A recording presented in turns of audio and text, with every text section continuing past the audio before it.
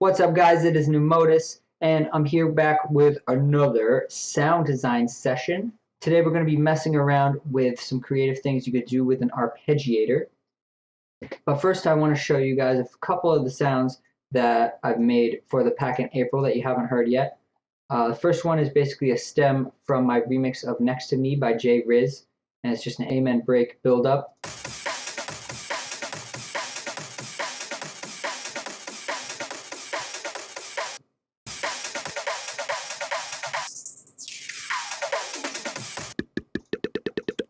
I recorded a bunch of these mouth percussion things. This is my just going like.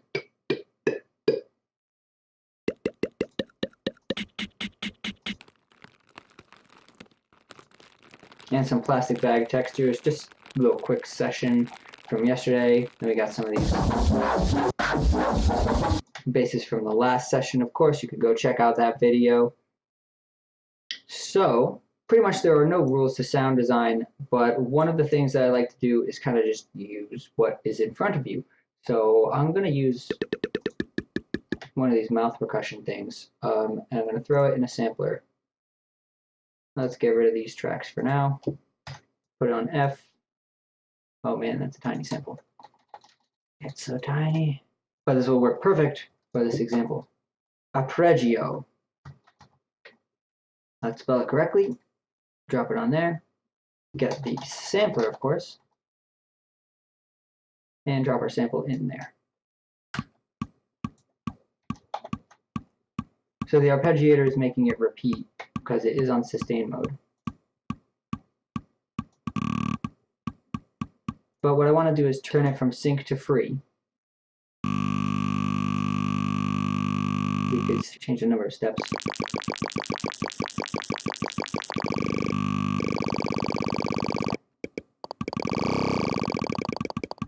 We're getting a pretty cool effect already right there, and we can change this distance to kind of make it less severe.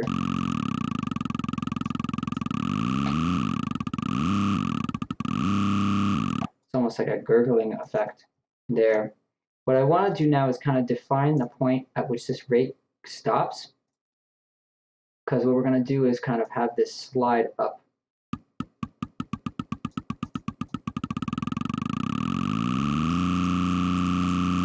To a point where it starts to sound like a note, and we want to find out what that note is going to be. So I'm going to go to this bookmark here. You can copy that or just search frequencies of notes. And so the frequency of an F, which is the note that I picked, is 21.83. That's an F0. F1 is 43.65 milliseconds. So we're going to need to whip out my Excel spreadsheet of calculations here. Hertz to milliseconds. I swear this comes in so handy. So input hertz, 43.65. It does give me 21.43623, so I can copy that value. And maybe it will let me paste it in here. Nah, but I can just type it 0.463. 43623. So the way these are calculated is just simply from milliseconds to hertz, you just divide it by 1,000, since hertz is the number of oscillations per second and milliseconds is thousandths of a second.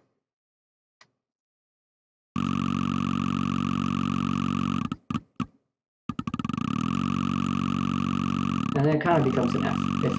Let's turn this distance off, put that back at 0, and then use a tuner just to check, because this is interesting.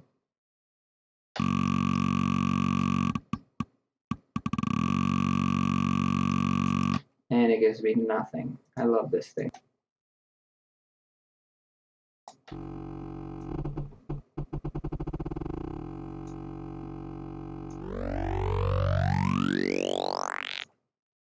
So right there, that's a really cool sound. I'm gonna resample this. So to resample, put it on resampling mode, hit the arm record button there, and solo the track that you want to record. This time it doesn't matter because there's nothing else going on. But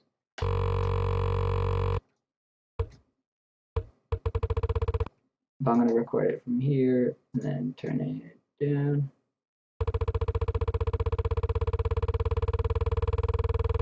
So you have it slowly speeding up.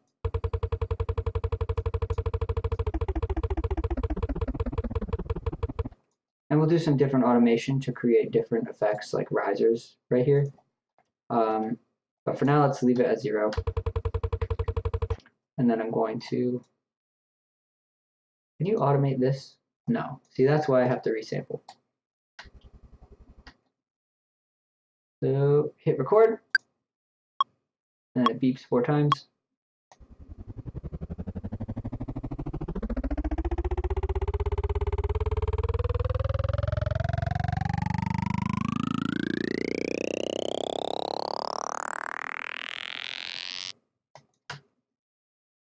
So that one was alright, but I think I could get it a bit more smooth.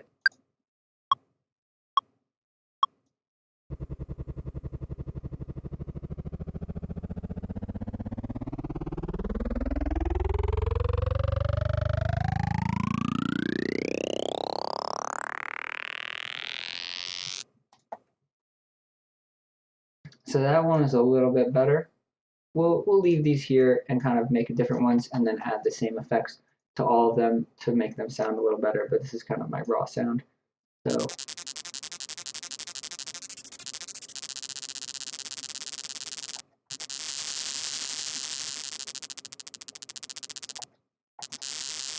you could also automate the gate. Let's do one here going down. Oh, we'll do the same thing going up since I just did that.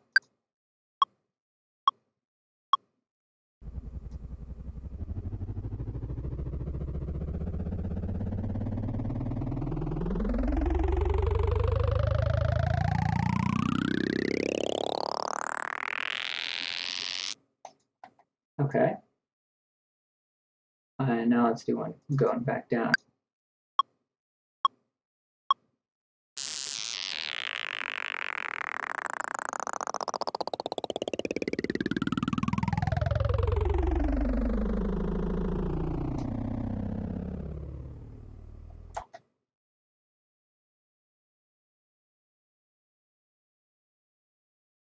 So those are some interesting things.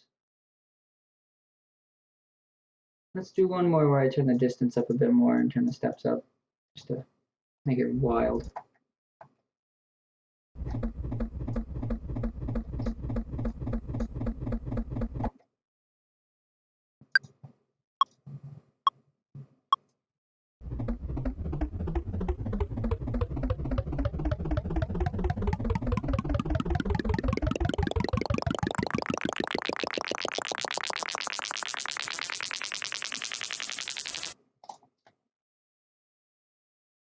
Okay.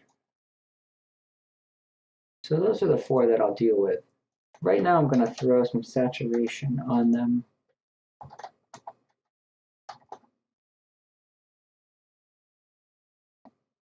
First I'm going to turn them up a bit.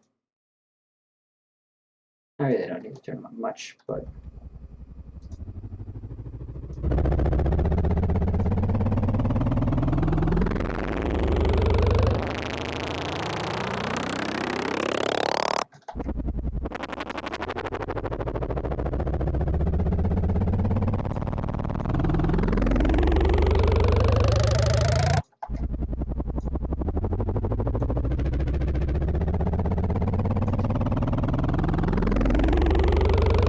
let's have the depth of the saturation increase to max there. And what we'll do is we'll just loop this section. That'll be the section that we're rendering. And we'll put our samples in there. And we'll make sure to say lock automation so that it stays there.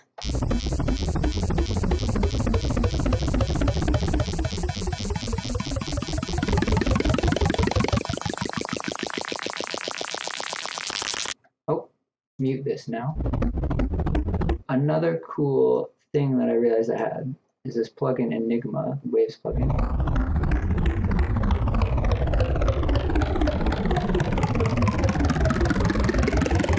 Which gives you a lot of control over the phasing.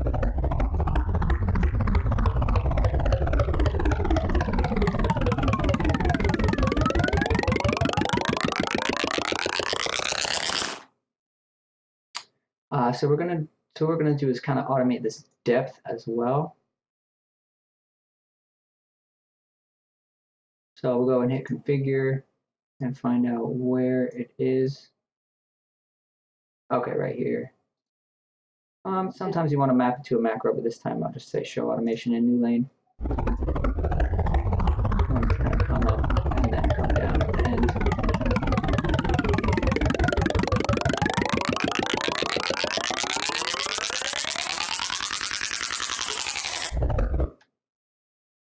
And I want it to kind of get a bit further away as it goes up, give it a little more reverb because it becomes too sharp there at the end.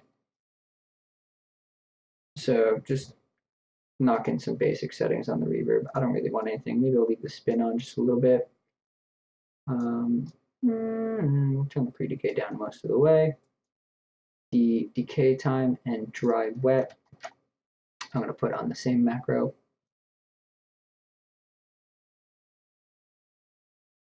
And let's just see how it sounds when I automate it before messing with the actual mapping settings.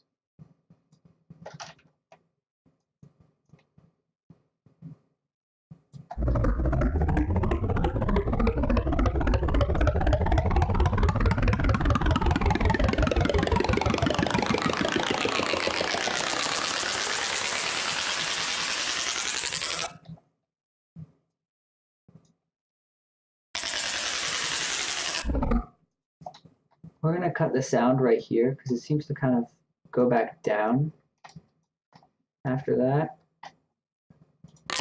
And almost always, you know, if you've got a 4-bar build right here, or you want a little bit of space to have some kind of like turnaround effect or like vocal right before your song drops or does its main thing. So we'll take that out for now.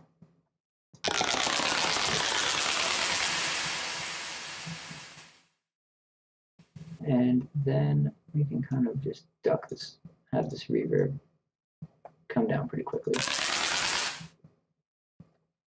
That's nice.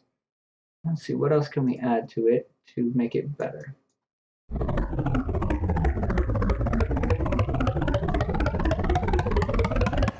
What I am going to add is just this auto pan, but I have a rack that I use, which is just a 2-band auto pan, which basically you can set a frequency which above that frequency, the auto pan will be active. And then you can set the pan amount, of course. You can mess with all the settings inside here. I'm going to leave it, maybe 1/4 is fine.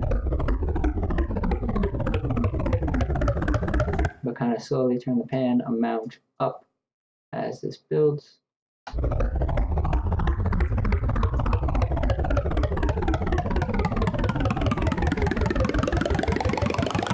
And you know what, turn this to hertz so it just gets faster as it goes on.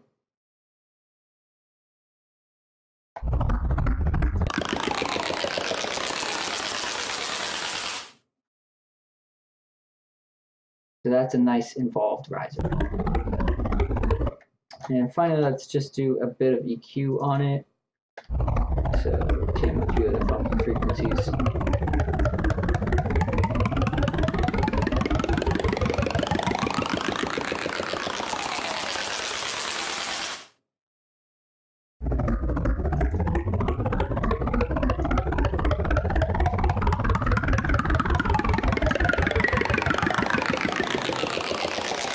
This whole little area in the mids doesn't need to be quite as loud.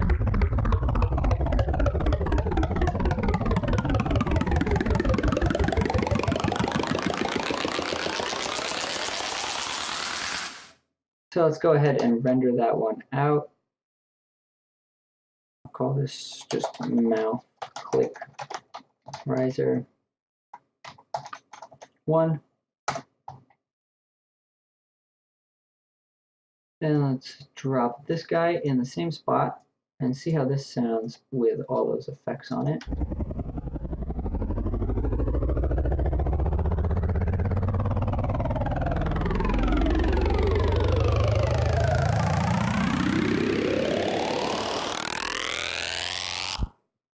So this one, the reverb can kind of come up all the way to the end.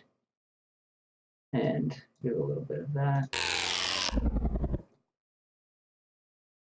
We can even have this pitch up even higher. Put this on texture mode, I think it'll sound good.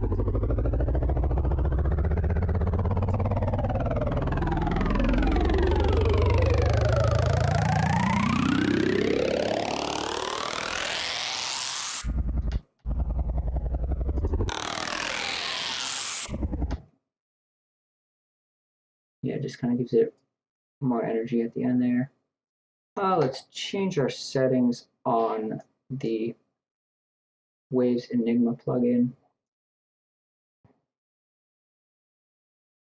Let's just change the notches of the filter and just mess around with these a bit.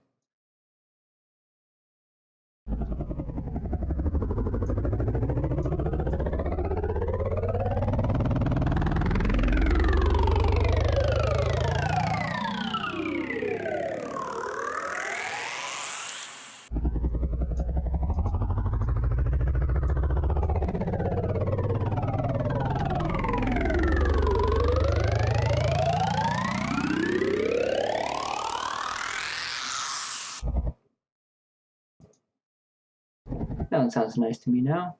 Render that one.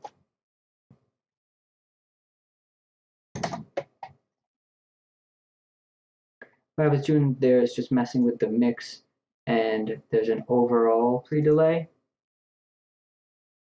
So now we should also just be able to pop in another sample. And this one should sound pretty good.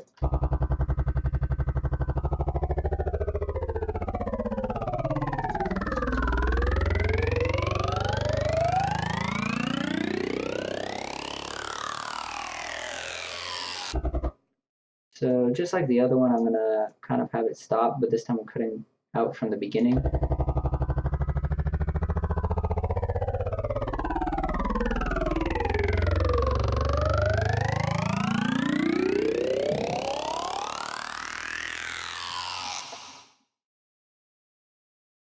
And again, we'll move our reverb back, or the automation, so it just ends, cuts off.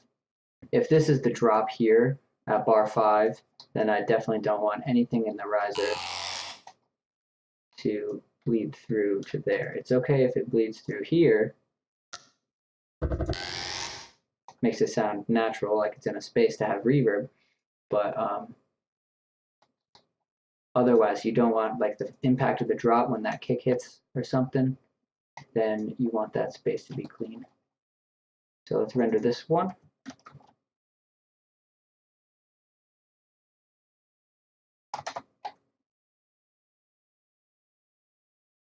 And do this last one.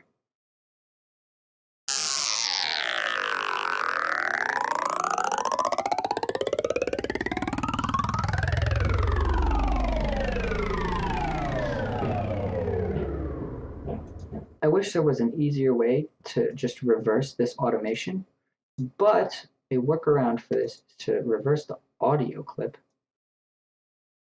and then simply freeze and flatten it, and then reverse it again. So let's see how this sounds.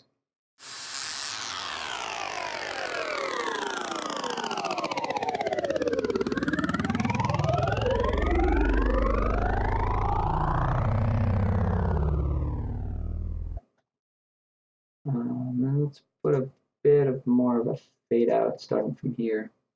So it kind of just fades out, and this will be like a downlifter type thing, which is pretty nice. It's good to have a variety. So let's say mouth click downlifter. Now let's see what else I can throw in this sampler. I'm going to search for ding. You think I'm out of my mind? Yep, we can use this. Scratch that. You know what? I'm going to use a kick, because these have worked pretty well in the past.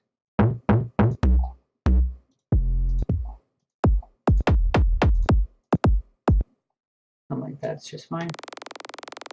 Put the sample start back here, or wherever you want. The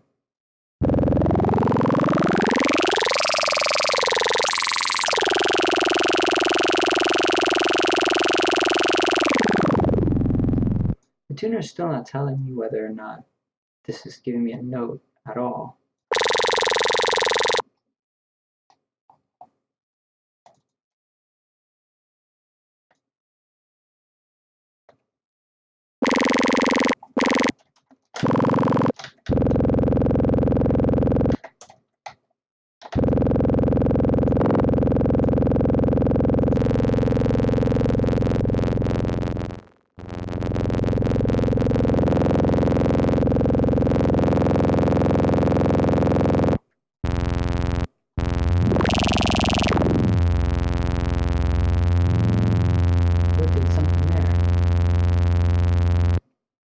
Okay, now, okay.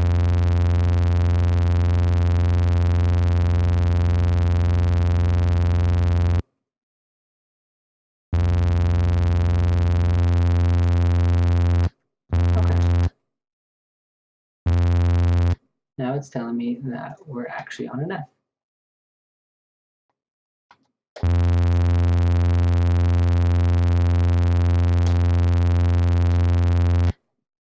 So now that I know I have a note, I can kind of start to make a bass out of this.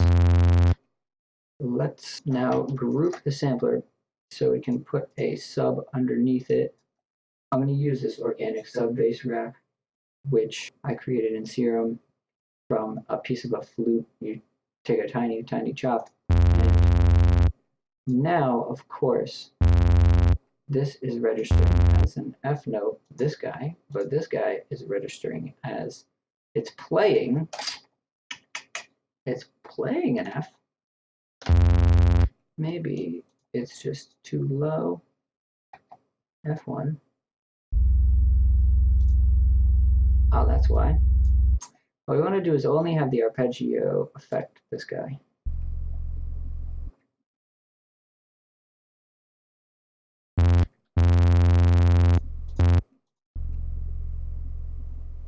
Sounds a bit more normal that way, except I don't hear the sub bass.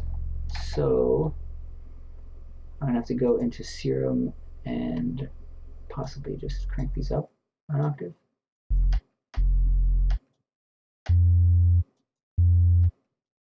Something really nice and low.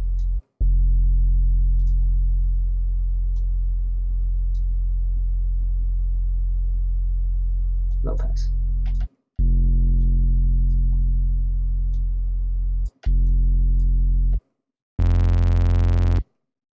So now we've got a bit better of a starting point. Let's just use this peak here in this kick and turn snap on. That's a good thing, which will snap you to a zero crossing.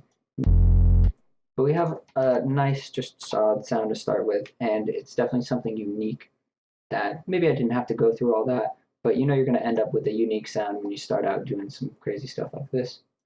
So we'll just start by really just smashing the sound with some saturation. I'm going to use Saturn on this and just go through some presets to be quick.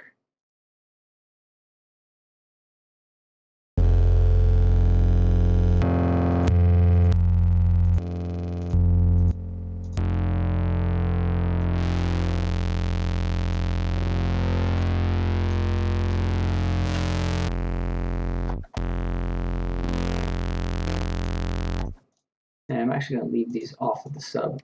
I'm only going to put these onto my arpeggio kick.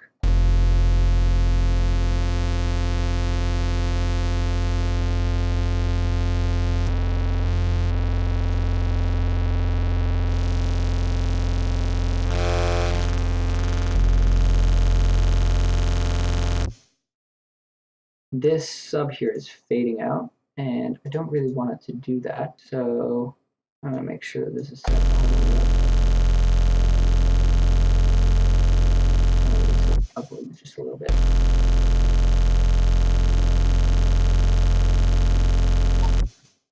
So there's our sound. Let's add some compression before we add filtering to give it some crazy movement.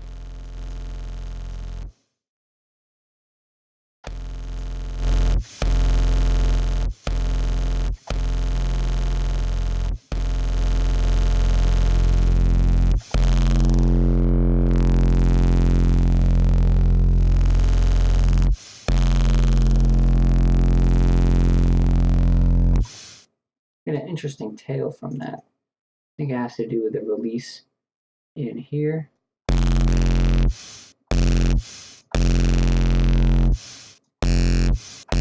You actually FM this inside of the sampler.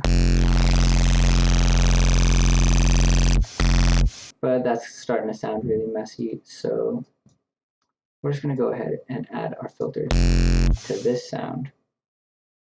Let's grab some auto filters.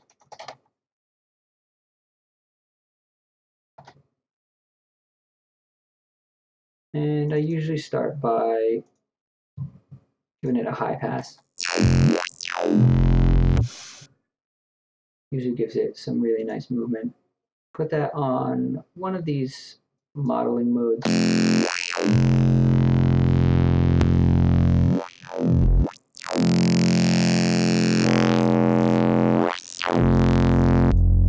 And just mess around too.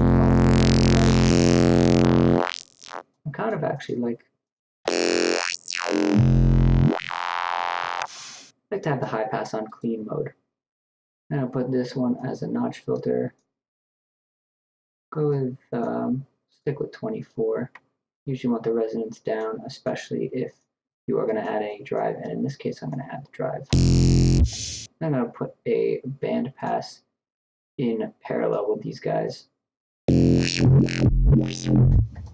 And the way to put it in parallel is to simply group those two and create a new chain, and you can create the chain just by dropping it in there.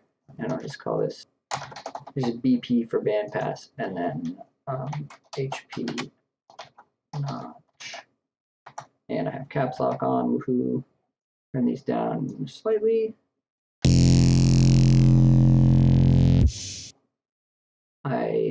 I'm kind of clipping in there. So let's turn this back.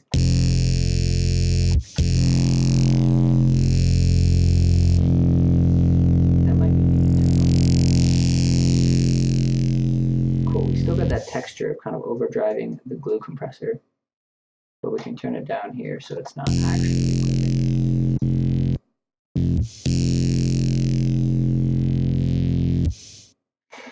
And then put this notch on there and put the rate on a macro. Put the frequency of the high pass on a macro. Put that on one macro 4. Put the frequency of the band pass on a macro. That's the LFO frequency of the notch. So let's also put the actual frequency of the notch to a macro. Then let's see if it appears that my MIDI fighter is not working. So I'm just going to use these little faders on my MIDI keyboard up there that you can't see. But go ahead and map these all to these. All right, now that those are mapped, we can record messing around with sound. First, let's just do a quick playback and see how it sounds.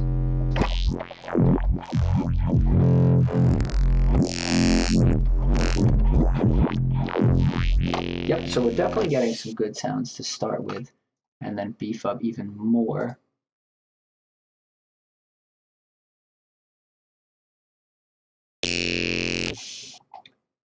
So what I will do is go ahead and resample this so we can get a big long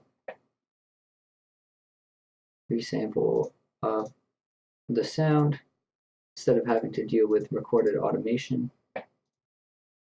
Same thing, hit arm, solo it, hit record, and go.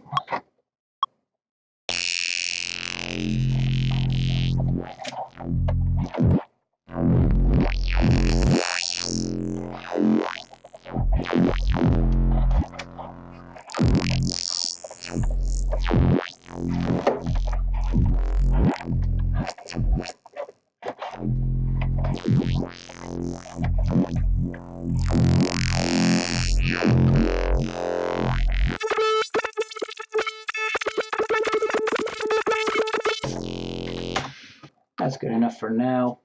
But now we have this super dynamic resample that you want to compress to just get it as fat as possible. Like even this stuff in here, like you want to compress that up. And it's probably not going to be as loud as these end up, but let's go ahead and do that. I'm going to use for this, I'm going to see how the supercharger works. This is a Native Instruments plugin that I probably should use some more. And I'll just kind of turn everything up and see what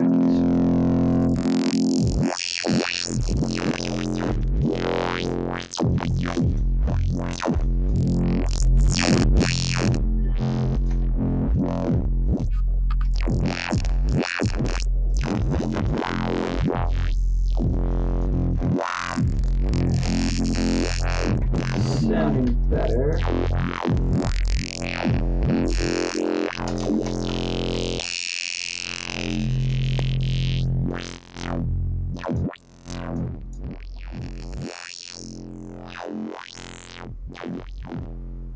What I'm watching for now is that during these quietest parts, that we're still getting a bit of compression, which means that this line comes above 0. So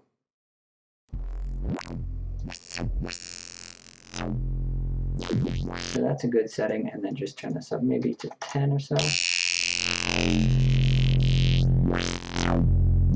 At this point, it sounds a little dry. I'm going to put some chorus on it, but I'm going to kind of get rid of the chorus effect on the lows. So I'm going to put this 2-band rack on here and just drop the chorus on the highs and put this at around 800.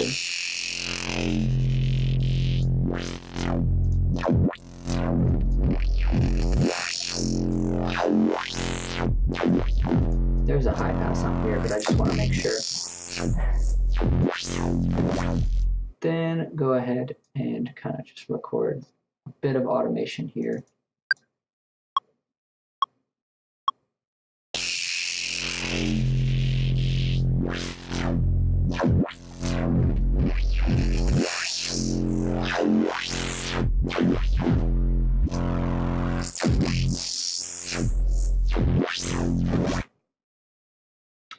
And turn the dry wet down a little bit.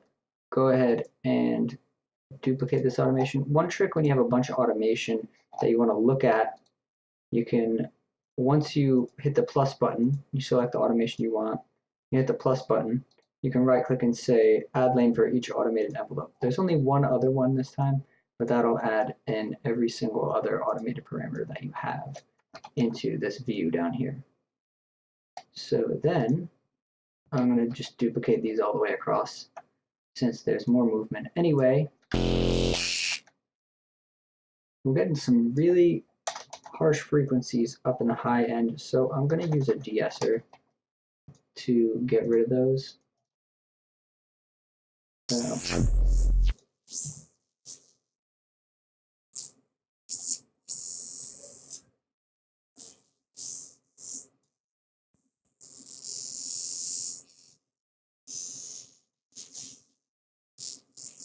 this whole area up to around 13K.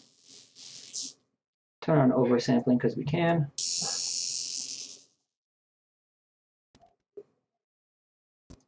You know, that sounds, we're reducing it 60 dB. Can reduce it up to 24 dB.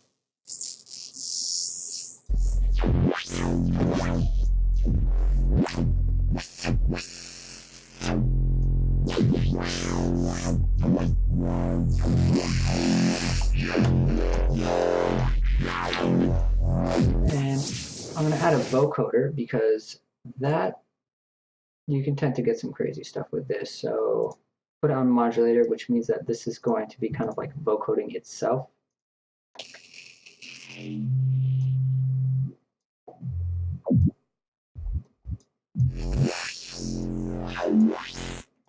The vocoder quiets it down a lot, so it's not always beneficial to just put the dry wet on 50%.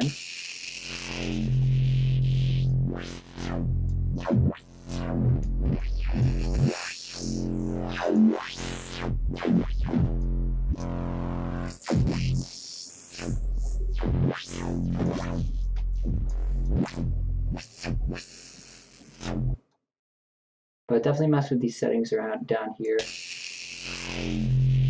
Range, I only want it to affect up to from between, yeah, like 130 to 6K-ish is good.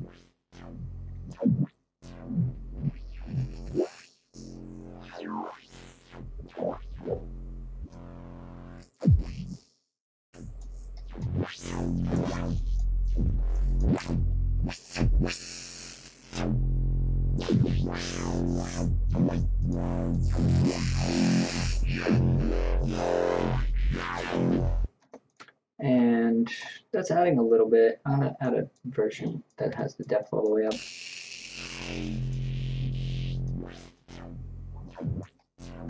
And put these in parallel just like I did with the filters.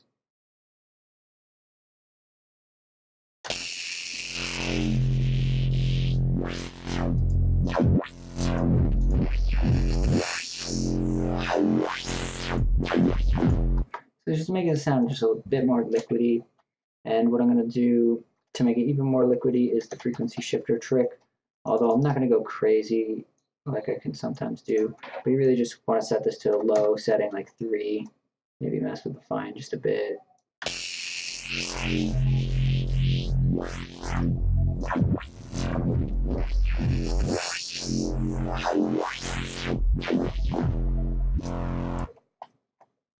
And then I'll do this with the LFO here and just have it kind of come up and down. Not too much, only about 1 hertz.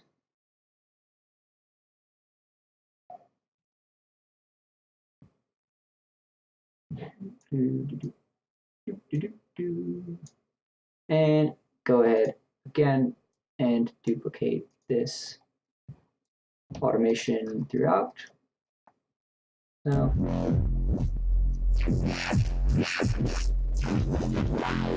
we freeze and flatten this so we can see the audio and see what we're working with. But I think all that's left is to do some multi-band compression, and we have a pretty nice bass. Probably a bit more distortion. I'll add a saturator on there and make it a bit crunchier. But right now we are looking at this. So it needs a bit more compression, definitely. So first I'll add, let's see what Saturator does, because I do really like this plugin. And of course, Solo, our new sound.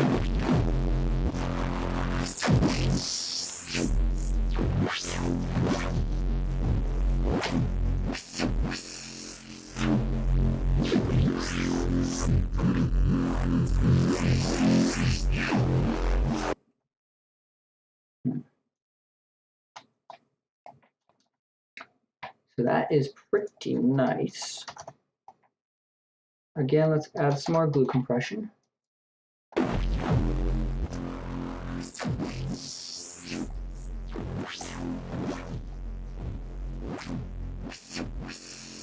Another good way to do this is to turn the makeup all the way up.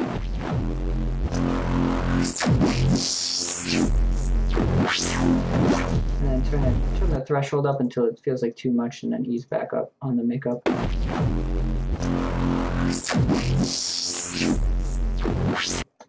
And then go ahead and slap a Pro MB on there.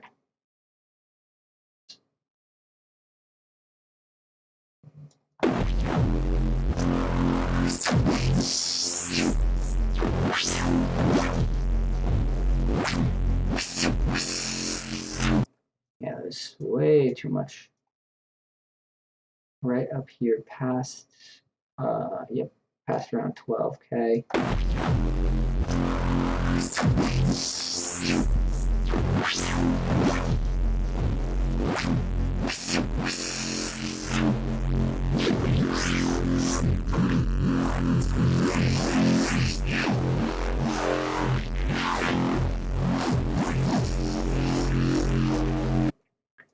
Yeah, right here in this frequency range is where it kind of gets really resonant on that yaw sound. And I'll pull this down, turn the threshold.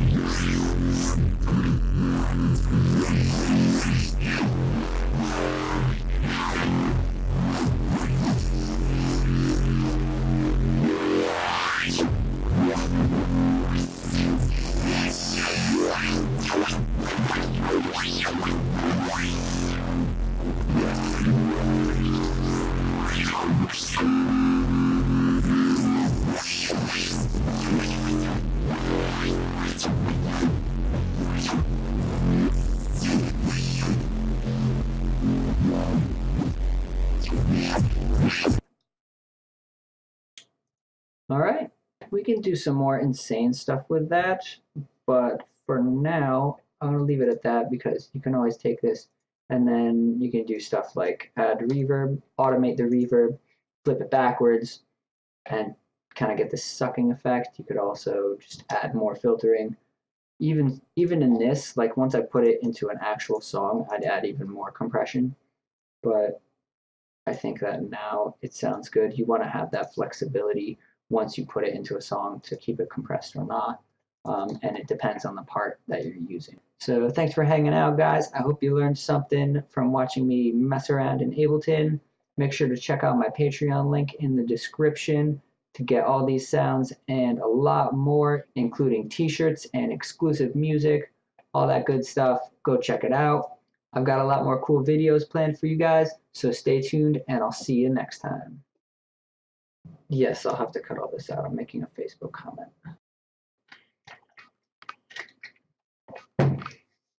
Stay hydrated, kids, because hydration promotes creativity.